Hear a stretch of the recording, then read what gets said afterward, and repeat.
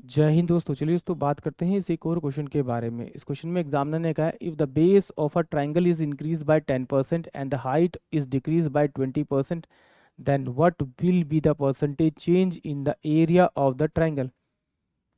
यानी कि एग्जामिनर ने क्या कहा कि एक ट्राइंगल है, यदि उसके उस पहले उसका एरिया निकालें, फिर उसकी साइड यानी कि उसकी बेस और हाइट को चेंज कर दें, और फिर उसका एरिया निकालें, तो उसके एरिया पे कितना इम्पैक्ट होगा वो बताना है, कितने परसेंट एरिया इंक्रीज होगा डिक्रीज होगा वो बताना है। तो सबसे पहले तो इस क्वेश्चन को सॉल्व करने के लिए हमें पता होना चाहिए एरिया ऑफ ट्राइंगल क्या होता है। तो 1/2 और बेस इंटू में हाइट ही इसका एरिया होता है। जब आप पहली बार निकालोगे एरिया तब भी इस फॉर्मूले का यूज़ करोगे, जब जब नया एरिया निकालोगे तब भी इस फॉर्मूला यूज़ करोगे। तो उसमें 1/2 मेरा कॉमन आएगा, तो इसलिए मैंने क्या किया 1/2 को पहले ही हटा दिया। फिर मैंने एग्जामिनर के अकॉर्डिंग लिया कि माना कि 100 जो है वो उसकी ब्रेथ है, 100 जो क्या है उसकी ब्रेथ है साइड, तो वो क्या हुआ 10% उसकी साइड इंक्रीज होगी। जब 10% इंक्रीज होगी तो साइड बढ़कर कितनी होगी 110 होगी। फिर एग्जामिनर ने कहा उसकी जो हाइट है, हाइट अगर वो 100 है तो उसकी जो हाइट है वो घटकर कितनी होगी होगी 80 होगी। तो अब इससे मैंने इसको कट कर दिया, इससे मैंने इसको कट कर दिया, इन दोनों को जब मैंने मल्टीप्लाई किया तो मेरे पास पहले एरिया कितना आ रहा था 100, अब मेरे पास एरिया कितना आ रहा है 88।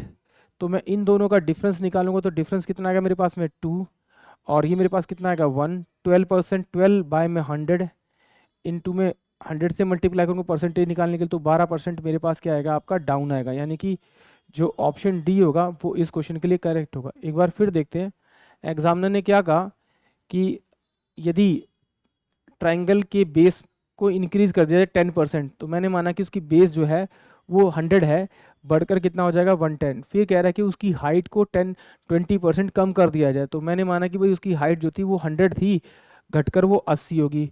तो मैंने पहले वाले का एरिया निकाला, इन दोनों को मल्टीप्लाई करके तो मेरे पास 100 आया, इन दोनों को मल्टीप्लाई किया तो मेरे पास 88 आया।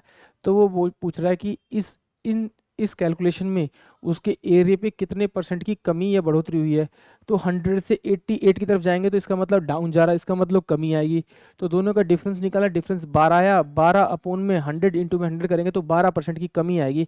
यानी कि ऑप्शन डी जो होगा वो इस क्वेश्चन के लिए करेक्ट होगा। आई होप आप सभी को क्वेश्चन समझ में आया होगा। जय हिंद, जय भारत।